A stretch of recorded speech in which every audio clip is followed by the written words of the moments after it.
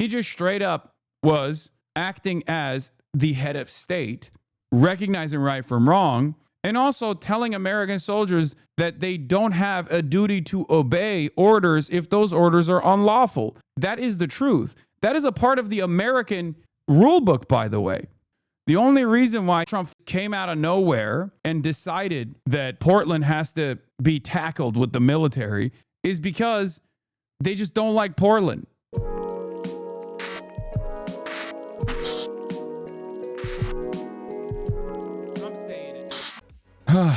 Anyway, I'm not going to watch the entire Petro speech, but he's been going boss mode and beast mode. If we're keeping it a $150 here, we're keeping it real. He is my goat, my small king, okay? My short king.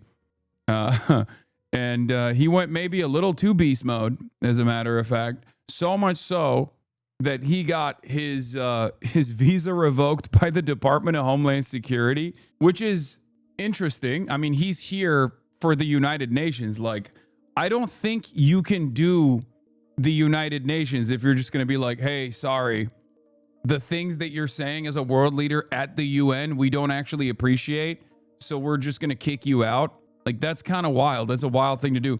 And it's also additionally wild because they won't exercise power on Benjamin Netanyahu. America is supposed to be the leader of the free world, right?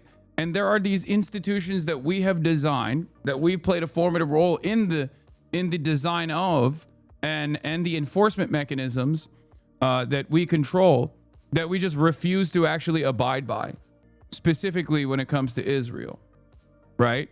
And it's been a rather interesting thing to watch. Anyway, here is my goat, Colombia president, just going nutty mode. Let's take a look. Se responde hablando. Se responde saliendo a la calle y cada vez más. Y se responde con armas. We have to answer in the streets. We have the answer with the words. And we have the... Los neonazis genocidas deben ser juzgados hoy. I don't know what that means, but answer with the weapons. Sounds good to me. Y por tanto hay que configurar un ejército más poderoso que el de los Estados Unidos y Israel juntos. That's why we need to create an army bigger than the army of Israel plus the army of USA. No tengo nada contra el pueblo judío ni contra el pueblo de Israel. Varios son amigos míos. I don't have anything against the Jew people or against the Israeli people. Some of them are my friends.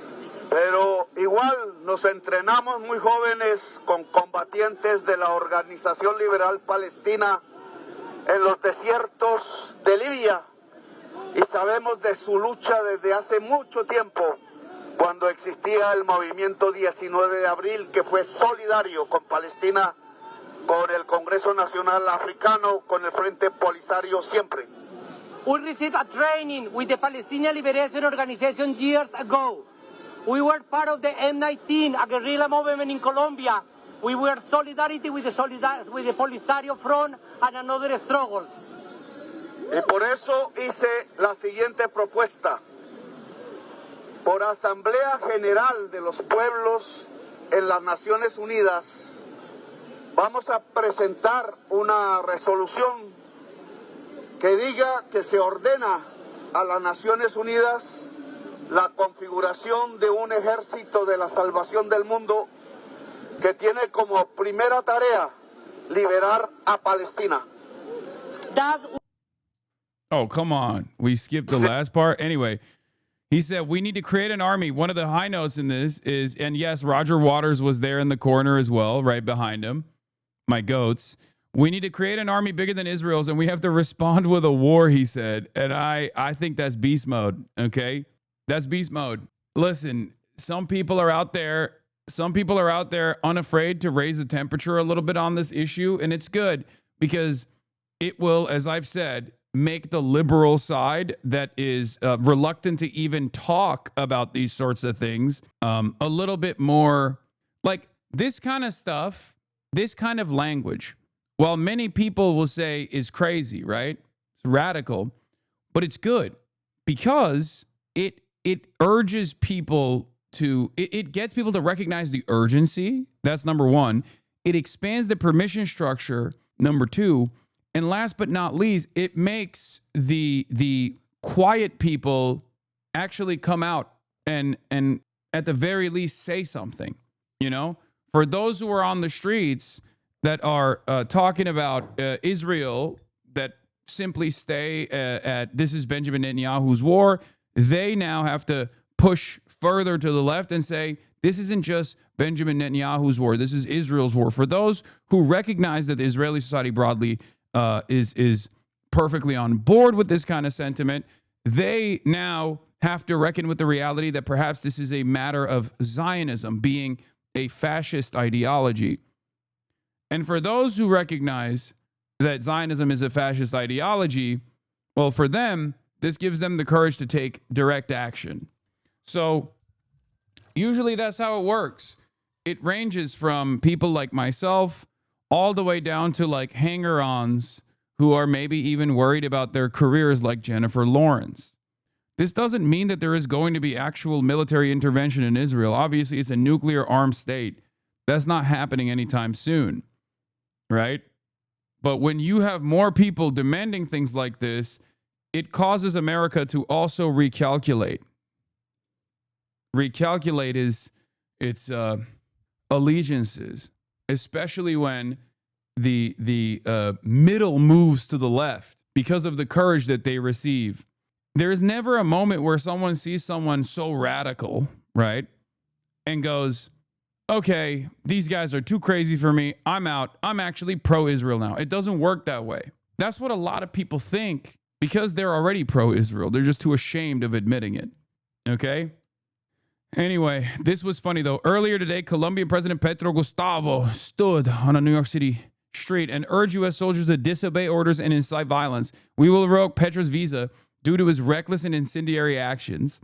Whoa, buddy, Seamus says. You're not allowed to go to other countries and incite their people to action. Only American diplomats can do that. And not only that, but also, I don't even think this is a one-to-one comparison with what Petro was doing. Petro wasn't inciting action in the way that like an American diplomat that's actually a CIA agent tries to invoke like a color revolution or whatever. He just straight up was acting as the head of state, recognizing right from wrong, and also telling American soldiers that they don't have a duty to obey orders if those orders are unlawful. That is the truth. That is a part of the American rule book, by the way.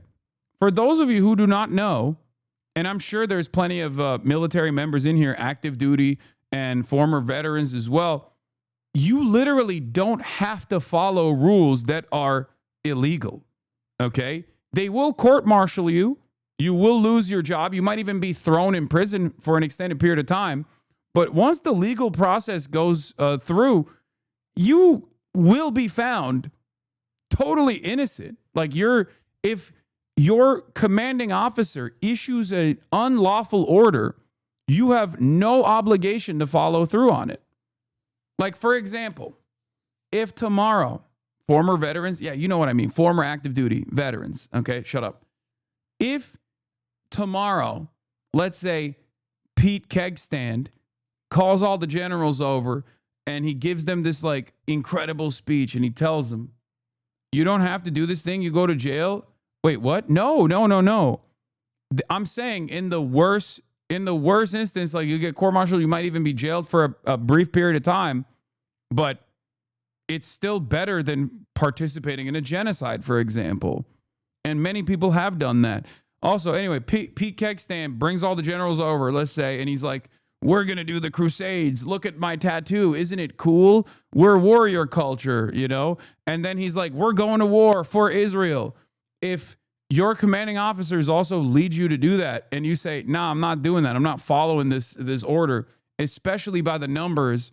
If you did like an officer's mutiny or something, like, yes, initially you will be, in the interim, you might get criminal punishments within the military courts, but it's far better for you to It's far better for you to disobey in advance than to participate in a genocide. It's morally right, and history will absolve you. History will vindicate you 100%.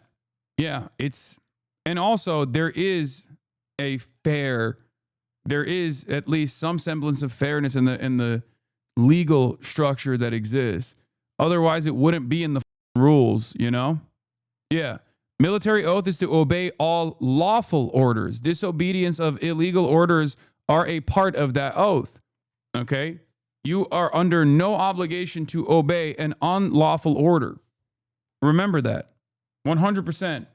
Military personnel, and I will repeat this over and over again. Military personnel are not required to follow illegal orders. Okay? The United States boldly broke with the ancient military custom of swearing loyalty to a leader. Article 6 required that American officers thereafter swear loyalty to our basic law, the Constitution. While many other nations have suffered military coups, the United States never has. Our American Code of Military Obedience requires that, should orders in the law ever conflict, our officers must obey the law. Many other nations have adopted our principle of loyalty to the basic law. What makes an order illegal? I don't know. Go kill these like children prisoners of war. That is an unlawful order. You are under no obligation to follow said order. That's it. That's a huge thing in the US military, by the way. I mean, you'll still get punished for it in the interim, but it won't be permanent. Just something to remember for many of you. And before people say easier said than done, dog, you're already in the military. What do you mean? Your life is already dog shit. Okay, you get thrown in the brig for like a couple weeks maximum, okay?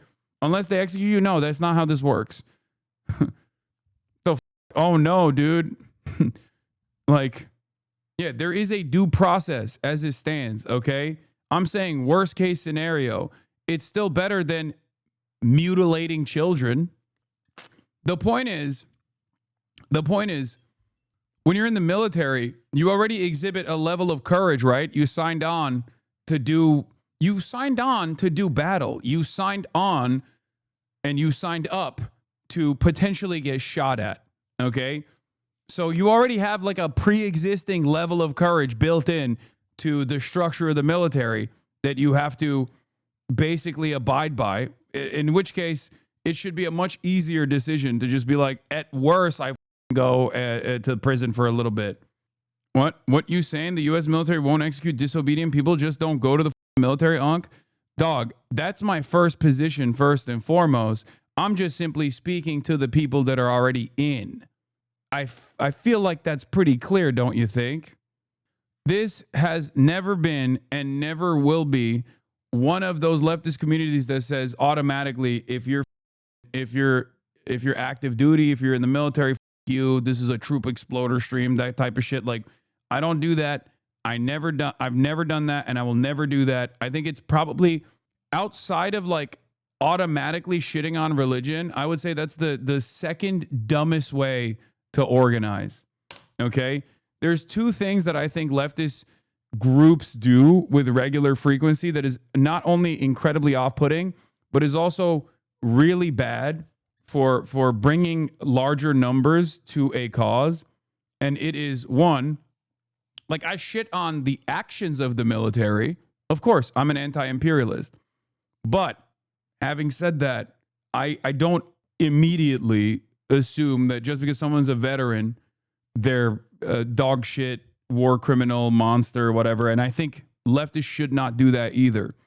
Especially because, dude, you have to, no matter what happens, you have to understand, especially if you are already in the United States of America, like, our starting position is endlessly hypocritical, endlessly fortunate, as opposed to someone in the global South. And therefore, especially when you got a dude who's like from a poor family or whatever, because I've met so many veterans who have radical politics now, radical leftist politics, who are anti-war veterans, who have seen it in action, who have participated in these acts of violence, who are destroyed by it, and then realize that this was all for naught, and spend every waking moment fighting against that to ensure others don't fall into the same trap. But our starting position is already so fortunate that like it's a little bit hypocritical for us to automatically go, well, I didn't have to go. You know, I didn't ever feel the need, or I didn't actually get duped or something. So I'm better than you. I'm morally better than you. As long as someone's current opinions are in the correct direction, as long as someone is leading with empathy first politics, and they are trying to offer some kind of restitution for what they've done in the past, then it's, you know, I don't have a problem with that. Vincente, thank you for the 5 get the subs. Especially because you are quite literally, you don't, listen, you're literally dropping a massive, massive opportunity when you do that, okay? Other veterans in this community will probably agree with this, but like, think about it. A bunch of dumb dickheads from like Iowa that have never thought about anything, that have never had any sort of organizational structure in their lives, all of a sudden are due to the poverty draft or due to one reason or another, finding themselves in this like massive jobs program. And in the aftermath of like all of the like the basic training and the actions that they engage in, especially if they go on tour, if they're active duty, they come back and they're like, this shit sucks. That's an opportunity ripe for radicalization in the appropriate direction, as opposed to just being like, you're a war criminal, f you. You know? In any case, it doesn't matter. Many of the people are just on the logistics sides anyway. It's just like a massive jobs program. I wish that it was a jobs program that focused on building bridges and shit instead of just, you know, murdering children. But regardless, when a lot of people are in this system, it opens their eyes up to said reality. What motivated? Here, yeah, this is the type of shit I'm talking about. I just don't think it's like a smart strategic decision to automatically oppose people. But that's just not who I am anyway. Like when I see someone from Israel, I don't immediately assume that they're going to be like super invested, hyper Zionist. I just don't. Until people show you who they are, don't make any assumptions. That's the appropriate thing to do. Did you to enlist? Poverty. I joined the Army because of poverty.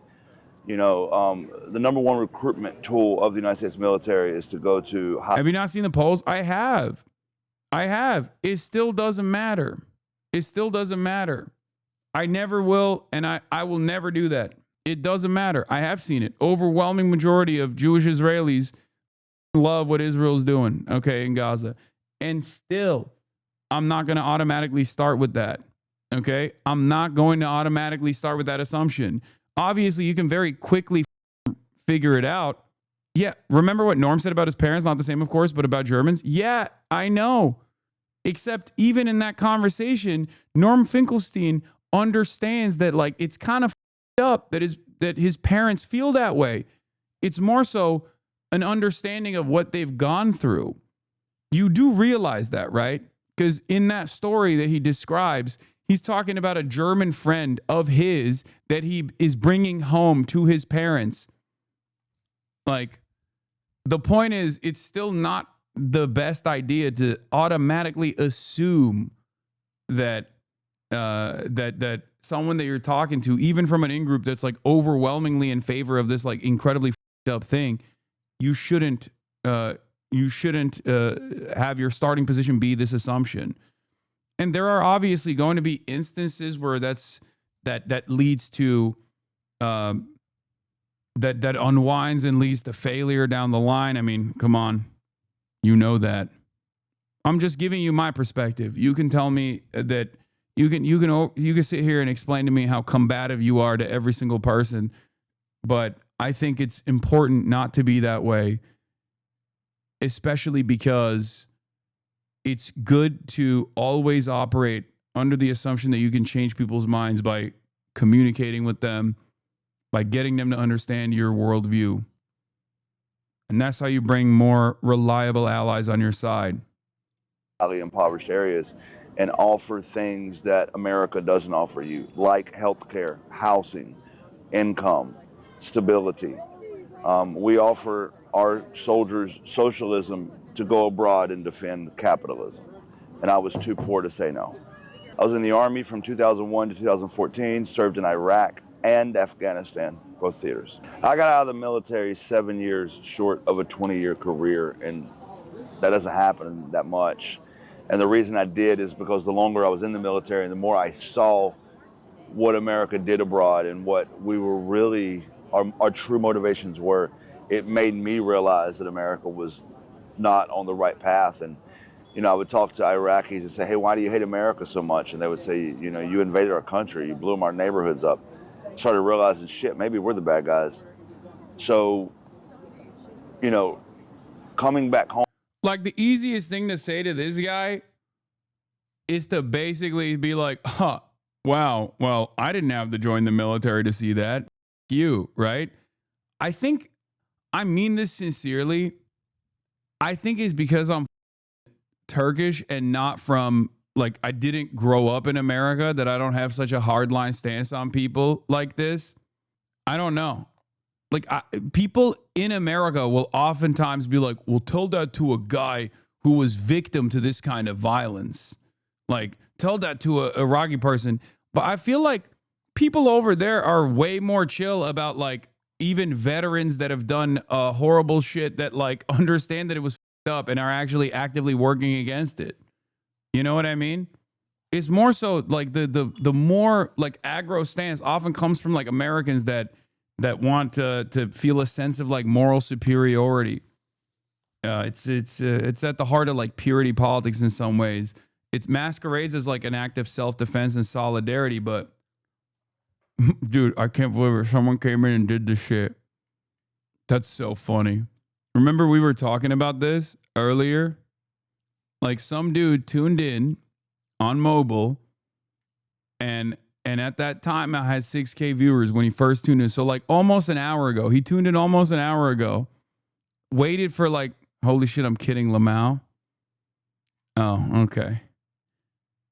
All right. Well, some people do that unironically. The thing is, if you're American and haven't joined the military, you're still profiting off the military actions and still complicit. I mean, that's irrelevant.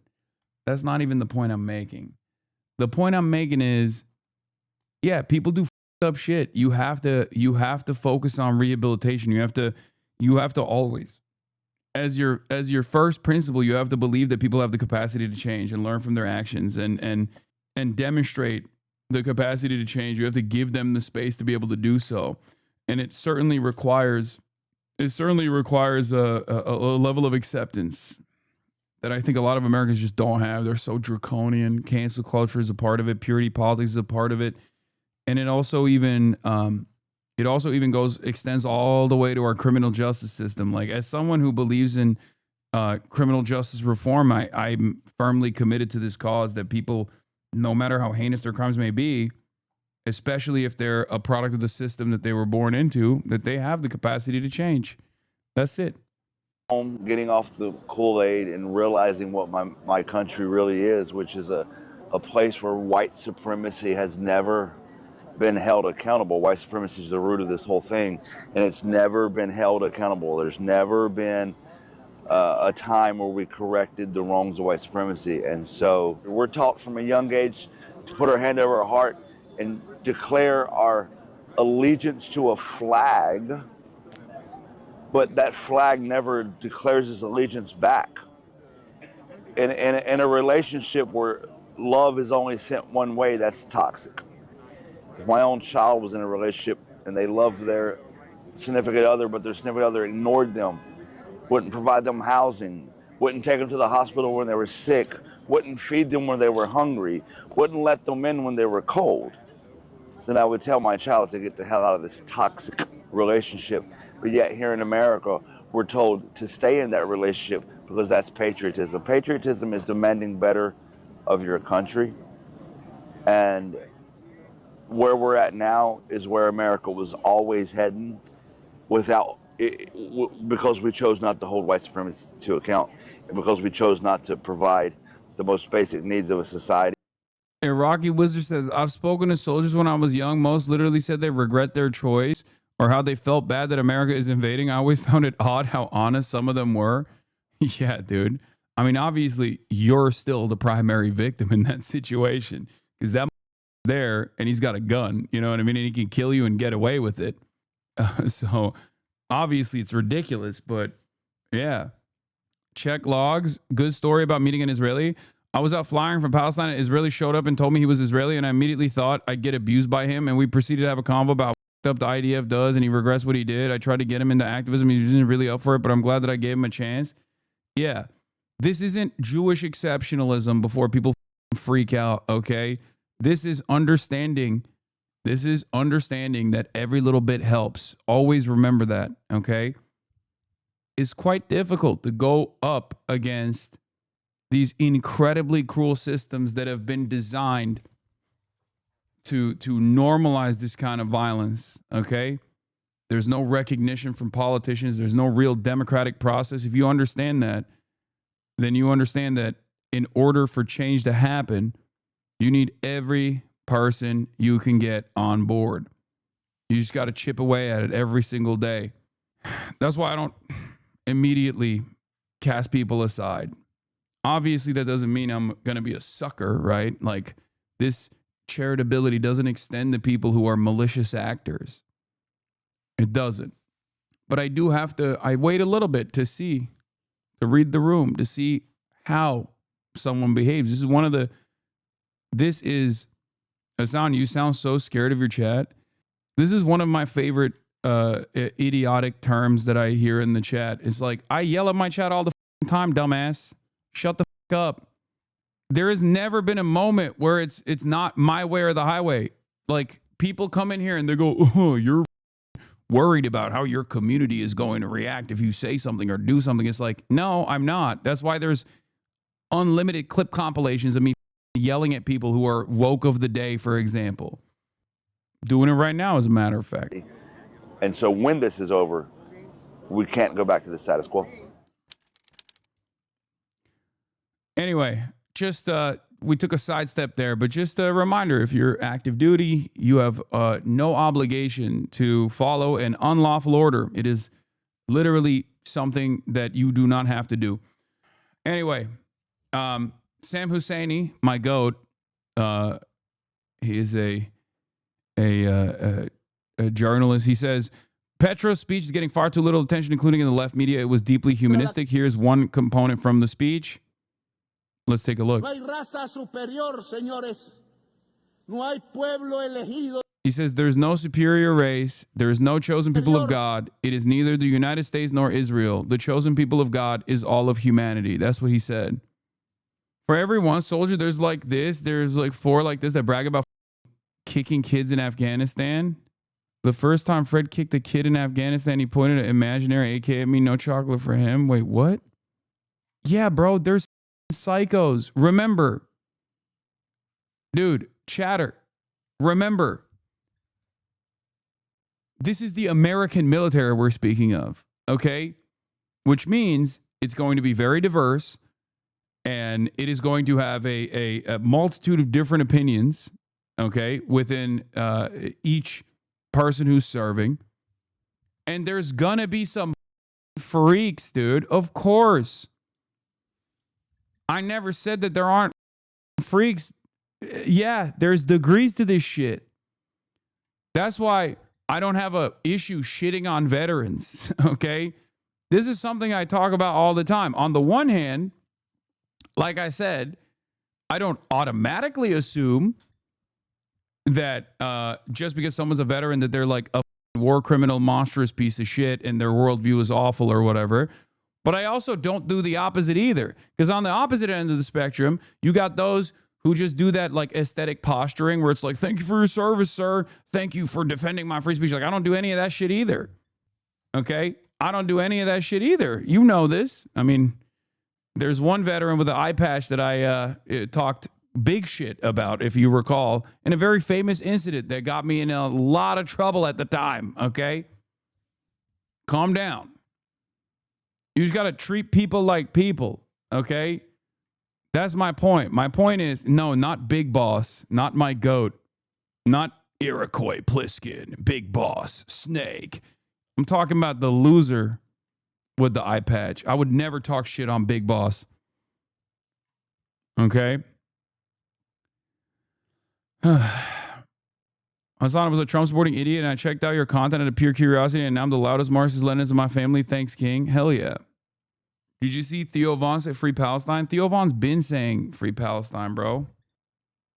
Iroquois Pliskin is his son. Yes. Solid Snake.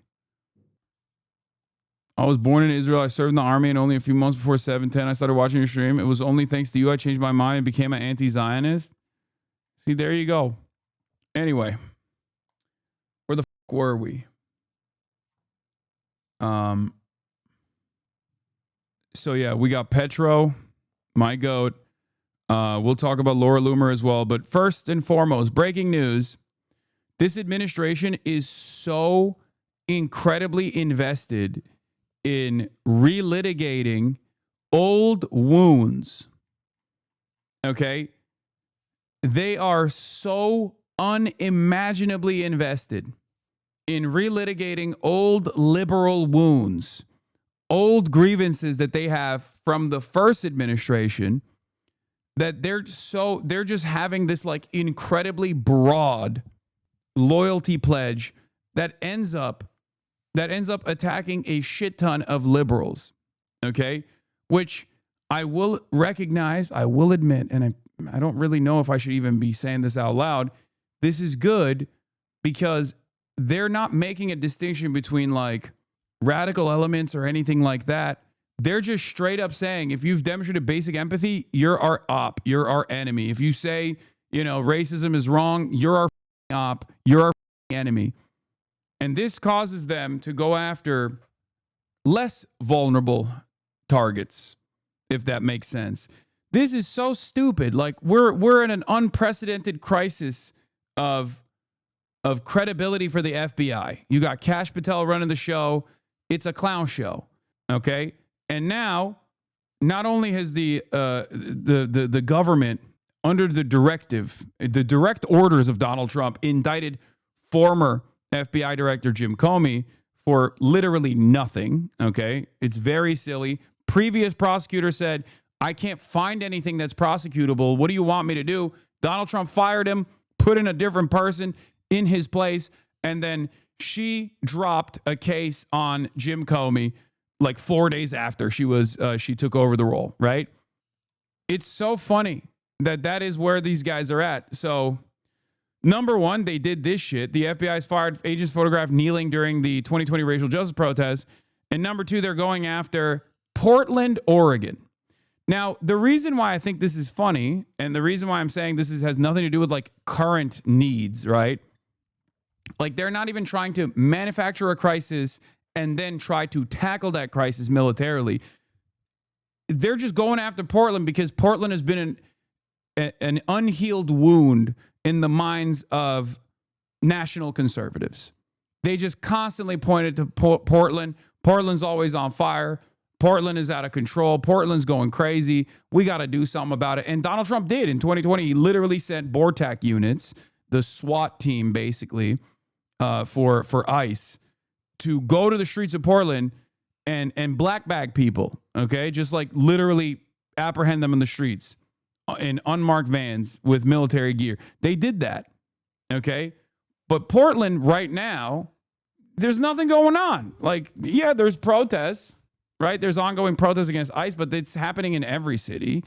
Like, there's nothing particularly unpleasant that's taking place in Portland currently that isn't taking place everywhere else, from Illinois to Los Angeles, in Chicago to Los Angeles, to many other parts of the country where there are ICE apprehensions taking place.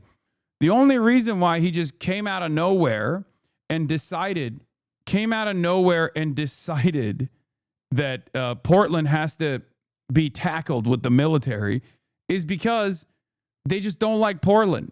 That's it. It's just Portland is like a symbol for what conservatives despise about their neighbors and their politics. Okay. Also, doesn't this feel like a distraction, or am I tweaking? No, these are not distractions. If it's an actual if it's an actual initiative by the federal government to like exercise military power over certain areas that they just don't like because of the politics demonstrated by said areas, then it's not a distraction. That is the main course, okay? That is the actual event. This is the actual event, okay? And here we are.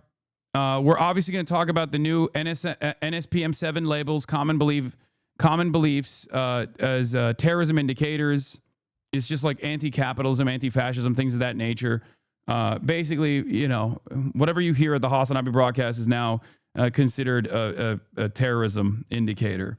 Wonderful. Anyway, let's take a look. Here to live now from Fox, we do have some breaking news for you. We're learning here that President Trump is going to be sending troops to Portland, Oregon. Here's what we're learning. He said today he's going to send those troops there to handle, quote, domestic terrorists as he expands his deployments to more American cities. He made the announcement on social media, and we're going to share that post here with you right now. Let's read it. It says, at the request of Secretary of Homeland Security Kristi Noem, I am directing Secretary of War Pete Hegseth to provide all necessary troops to protect war-ravaged Portland and any of our ICE facilities under siege from attack by Antifa and other domestic terrorists. I'm also authorizing full force if necessary. Thank you for your attention to this matter. This just coming out on Truth Social moments ago.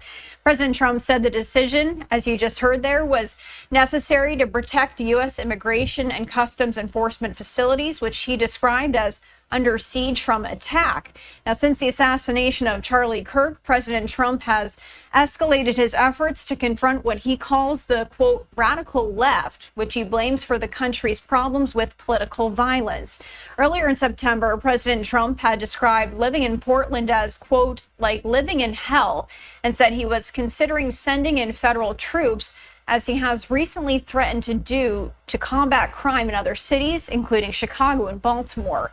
He deployed the National Guard to Los Angeles over the summer and as part of his law enforcement takeover in the District of Columbia. In Tennessee, Memphis has been bracing for an influx of National Guard troops. And just yesterday, Republican Governor Bill Lee said they will be part of a surge of resources to fight crime in the city. So once again, we are learning more about this here as this did just come into our newsroom. If there's any more developments, we're going to bring them to you here on Live Now from Fox.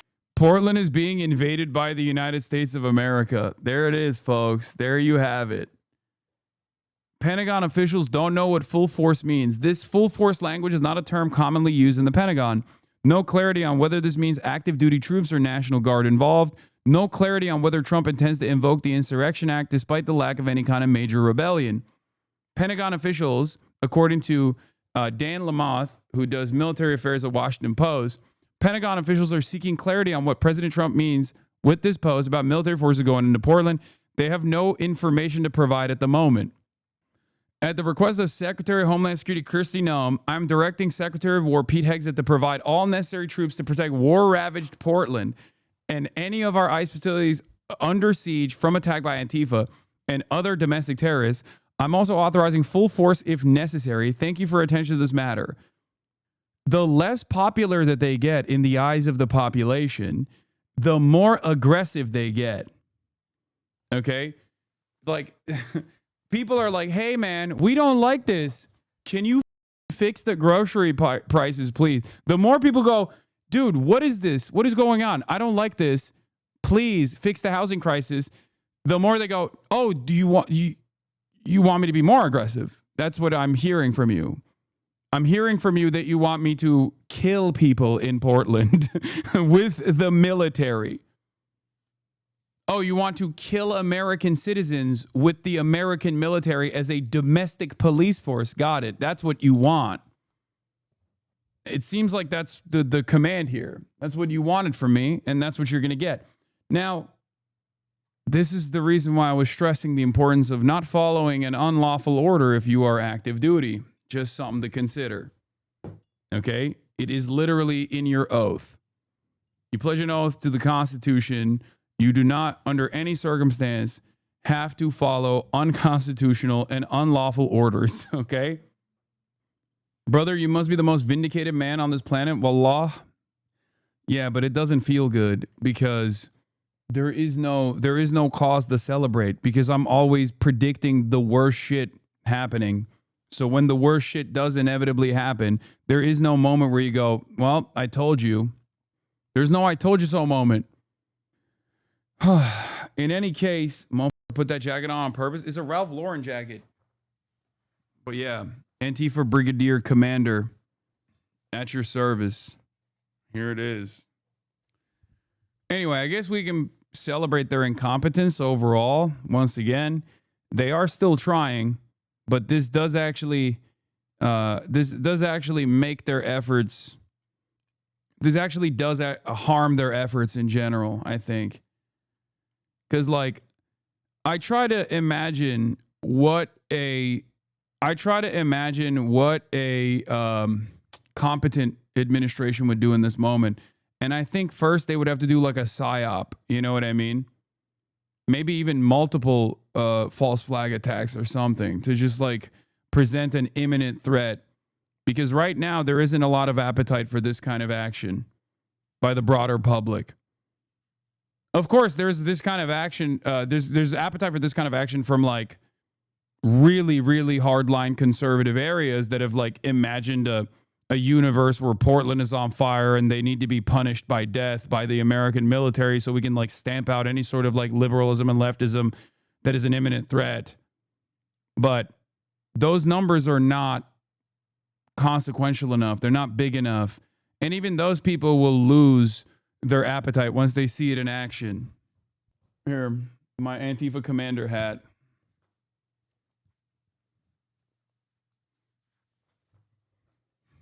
I'm going to go to prison, dude. I keep this shit up. I'm going to prison, dog. That's what's going to happen.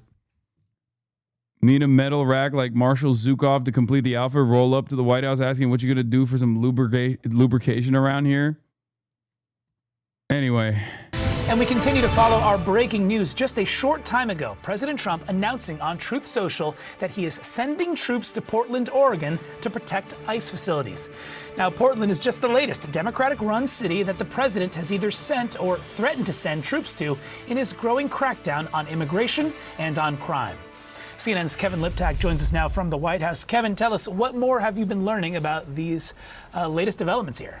Yeah, and there's no question this is an escalation in the president's push to deploy the U.S. military on domestic soil. It follows this pattern. We saw it in Los Angeles. We saw it here in Washington, D.C. If the president choosing Democrat-led cities and states to make this push and really kind of pushing the boundaries of the use on domestic soil of the U.S. military. The president writing on Truth Social this morning that at the request of Secretary of Homeland Security Kristi Noem, I am directing Secretary of War Pete Hegseth to provide all necessary troops to protect war-ravaged Portland and any of our ICE facilities under siege from attack by Antifa and other domestic terrorists. I am also authorizing full force if necessary. Thank you for your attention to this matter. Now, there are a lot of unanswered questions here. One is the timeline, when exactly we would see these troops arrive into Oregon. We also don't know what types of troops the president is talking about here, whether it's National Guard, whether it's active duty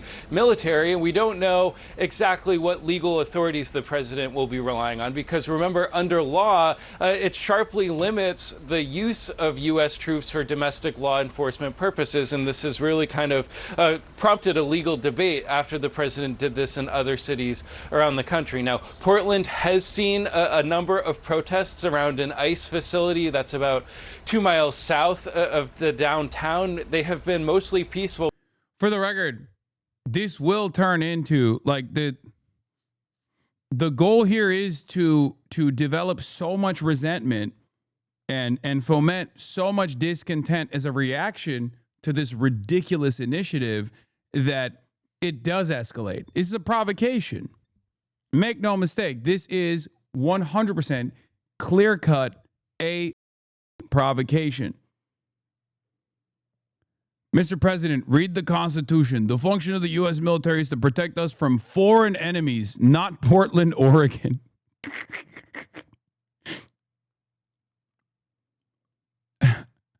In this country, we have local and state police for law enforcement, not federal troops. Stop deploying the U.S. Army against Americans. I don't think Americans are going to like this. No matter how much smoke have for Portland, like with the exception of like maybe 20% of Trump's base, there are 100% people that were in the military in the past, people that are still in the military, people that have family members that are in the military that are going to look at this and be like, all right, dude, what the fuck are we doing? Dial it back. The only people that will get excited at this is going to be a marginal part of Trump's base. And he doesn't have support to lose right now. I think this chips away at his approval rating. I think this chips away at his approval rating pretty significantly. This is, again, an overreaction from an administration that is fearful. This is an overreaction from an administration that recognizes that they're kind of weak.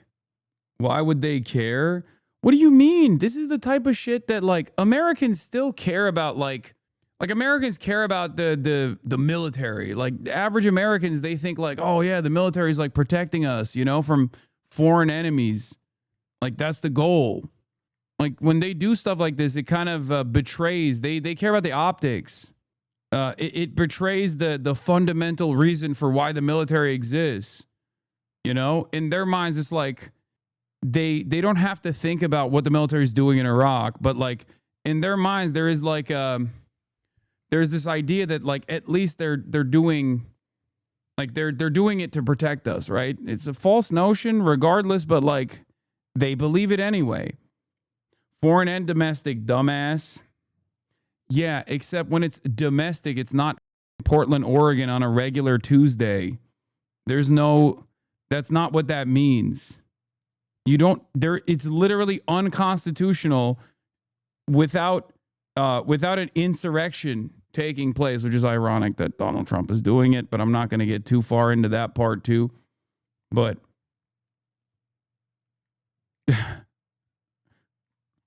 like it's ridiculous to be like, I've just decided I'm invading Portland with the military because I'm bored. Okay? Do you understand how stupid that is? I mean, it's stupid. It's so stupid that even the dumbest American will look at that and go, this is a little crazy. I can't see this. I can't see this going well for Donald Trump. I haven't been wrong so far. So we'll see. I think his disapproval dips even further after this. But there have been some violent clashes that have led to injuries for federal officers. It's led to arrests. They did it to LA and his base didn't care. You're wrong. You're wrong. It slowly but surely makes this a story. LA was the beginning.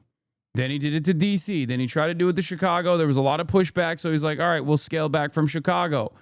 Every single time he does this, there are more and more people that go, what the f- are we doing? Do you understand? Like every single time he does this, there are more people that go, this is objectively unserious. Liberals look at it and go, okay, there is a severe crisis here. We have to take to the streets. Apolitical people go, what the f- are we doing? This is so insincere. This is so silly. It's the same reason why they look at like Kash Patel leading the FBI and go, I don't trust this institution anymore. It doesn't seem like there are serious people in charge. That's what the apolitical people are seeing when they look at this. And the more these kinds of images take place all around the country, the more discontent grows. Of some of the protesters. At one point, a guillotine was erected outside the building to Homeland. Trust me, we all love it. Dumbass. As a vet, we love it. Trust me, we all love it. Y'all's approval rating. Who's y'all, first of all? Are you talking about me? Because I'm not a representative of the Democratic Party. As a matter of fact, I am very angry at the Democratic Party. I'm on the disapproval side on the Democratic Party. And everyone in my community is on the side that disapproves of the Democratic Party, which is why it's down to 30%. I think the faster you socialist. Yeah, I think the faster you snap out of this like left-right dichotomy that you exist under and then realize that like I care more about policies than anything else. I care more about like the legislative agenda than anything else. I care more about making sure that you get proper health care, for example. than anything else, the faster you will be able to understand what I'm talking about here. I don't really give a shit about any of these things. I don't care about the Democratic Party. I don't defend it unconditionally. Okay? As a matter of fact, I'm very critical of the Democratic Party. But I do like that you're generalizing all vets and like, as a vet, we love it. All the vets, all the vets in my gun club love it. We're all divorced dads with nothing else going on in our lives. So we think when the government is behaving in this way, no, the faster you stop bitching and leave to the UK to live in a socialism life, you'll be happy. He said the UK, he said, I need to escape this country and go to the UK to experience socialism. Oh, brother. If only you knew. I do believe this guy's a vet, though, for sure, because he is so stupid. Remember when I said not all vets are equal? Okay, not all vets are the same. And that I don't automatically shit on vets across the board, but I do when they explain to me that they're a dumb.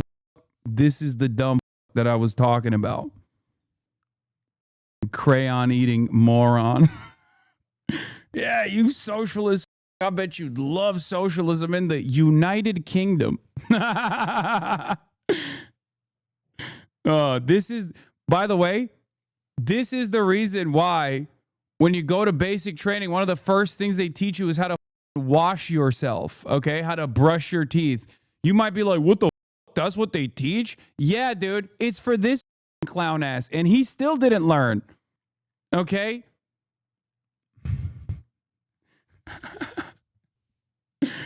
All right. This guy's awesome. You're dope, chatter. Twizzy210.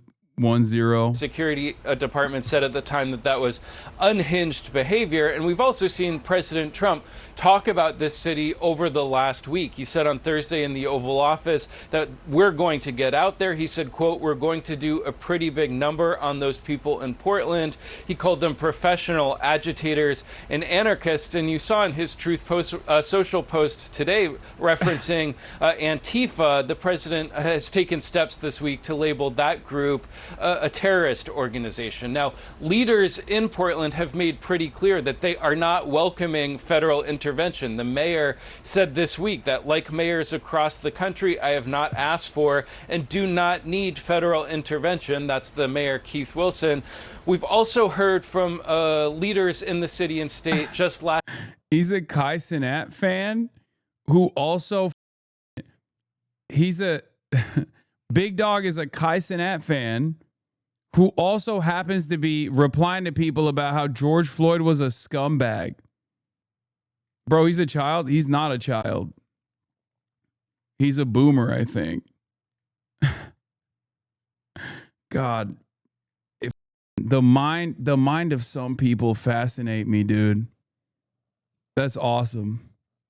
Like in between replying to people about how George Floyd was a scumbag, he was a drug addict, he's like, hell yeah, Casanat reached 240,000 subscribers. I love that. That's my goat right there.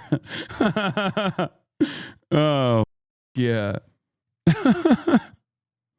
This is what I voted for. Hell yeah. Look, he just keeps reposting Casanat.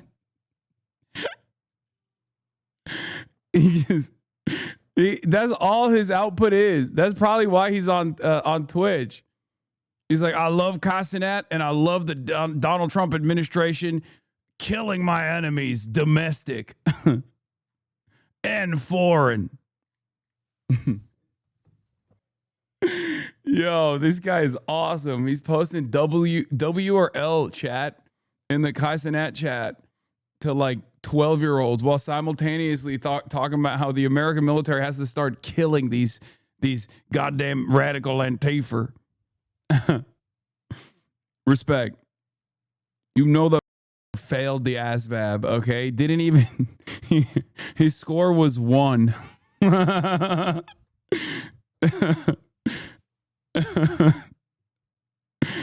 last night as it seemed clear that this was happening. Listen to some of what they said. I am sick and tired of watching the people in my community getting brutalized because they are immigrants or because they dare to speak up. I am sick and tired of it, and I'm tired of your lip service. Show up and do something. Boy, I share their frustration. We're trying to use every power we have. Wait, you found as his logs the in federal Kai's chat? team. Obviously, we're in the minority. Badass little kid. Toe to phone. Give toe to his phone. Coach races. Racist coach. Got timed out. Feet, toes, dogs out. Feet out, toes. You racist. Nah, f that. Shit up, bitch. Kai racist. Kai racist. Racist. Sure, you pussy. Kai racist. On God, I would have beat your ass. You lucky it wasn't me. Hey, yo. Wait, is he still in here? I love this guy. Oh my God, this is my new favorite chatter, man. Oh my God.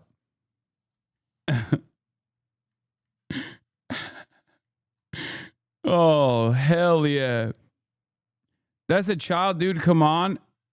No, I don't think that's a child.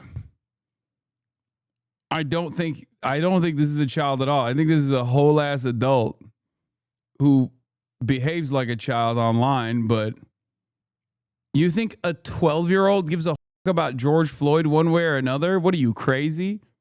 No, this is like a 40-year-old, most likely Hispanic, Iraq war veteran, okay? That's like, in my mind, that's the profile.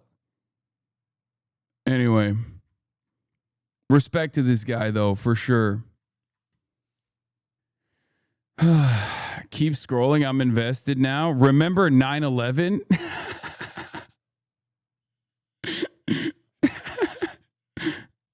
Charlie Kirk.